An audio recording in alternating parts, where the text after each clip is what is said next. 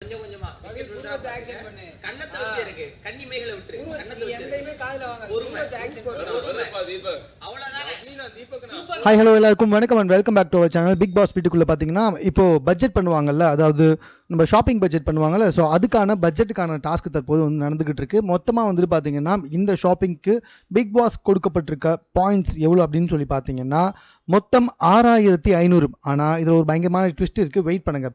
இந்த டாஸ்க் என்ன அப்படின்னு சொல்லி பார்த்தீங்கன்னா முதல்ல வீட்டில் இருக்க 13 பேரில் 2 டீமாக வந்துட்டு பிரியணும், 6 பேர்னு சொல்லிட்டு. ஸோ கேப்டன் வந்துட்டு தனியாக இருப்பார். இந்த 6 பேரும் யார் யாருன்னு சொல்லி பார்த்தீங்கன்னா ஒரு டீமில் ஜாக், பவி, சௌந்தர்யா, ரயான், அருண், ஜெஃப்ரி. இன்னொரு டீமில் முத்து, அன்ஷிதா, மஞ்சரி, ராணவ், ரஞ்சித் மற்றும் தீபக். இந்த மாதிரி 6 பிரிஞ்சுட்டாங்க. ஸோ விஷால் வந்துட்டு தனியாக லாஸ்ட்டாக அந்த டாஸ்க்கை வந்துட்டு விளையாடுவார். ஸோ இந்த டாஸ்க் என்ன அப்படின்னு சொல்லி பார்த்தீங்கன்னா பிஸ்கெட் இருக்கும்ல, அந்த பிஸ்கெட்டை நெத்தியில் வச்சுக்கணும். கையை வந்துட்டு பிஸ்கெட் மேலே படாமல் அந்த பிஸ்கெட் அப்படியே கொஞ்சம் கொஞ்சமாக அசைச்சு எடுத்துட்டு வந்து சாப்பிடணும். அந்த மாதிரி யார் சாப்பிட்றாங்களோ அவங்களுக்கு 500 பாயிண்ட்டு. ஸோ என்னுடைய கேள்வி என்னென்னா, எதுக்காக முதல்ல 2 டீமாக 6 பேராக பிரித்தாங்கன்னு தான் தெரியல. லைனாக எல்லாரையுமே அனுப்பிச்சி விட்டுருக்கலாமே, ஒவ்வொருத்தராக போகலாமே, ஏன்னா இது எல்லாருக்குமான டாஸ்க்கு தான். ஸோ எதுக்காக அந்த மாதிரி பிரித்தாங்கன்னு தெரியல. ஸோ அதில் என்ன பெனிஃபிட் இருக்கணும் தெரியல. ஸோ இதன்படி பார்த்தீங்கன்னா ஜாக்லினுக்கு 500 பாயிண்ட் வாங்கினாங்க, அவங்க கை பிடிக்காமையே வந்துட்டு பிஸ்கெட் சாப்பிட்டாங்க. பவித்ராக்கு 500 பாயிண்ட்டு, சௌந்தர்யாக்கு 500 பாயிண்ட்டு, ஜெஃப்ரிக்கு 500 பாயிண்ட்டு.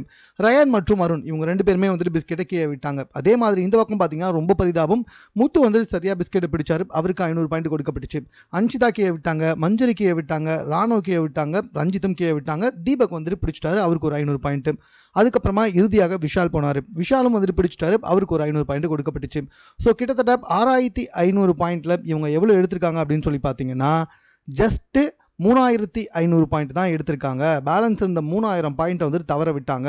இந்த 3500 பாயிண்ட்டுக்கு தான் அவங்க இப்போ ஷாப்பிங் பண்ணணும், அதை வச்சு தான் அடுத்த வாரம் முழுக்க ஓட்டணும். மேலும் பிக் பாஸ் சம்பந்தமான செய்திகளை உடனுக்குடன் தெரிந்து கொள்வதற்கு நம்ம சென்னை சேனலை சப்ஸ்கிரைப் பண்ணுங்கள். இது குறித்து உங்களுடைய கருத்துக்கள் இதுவாக இருந்தாலும் கமெண்ட்டில் நீங்கள்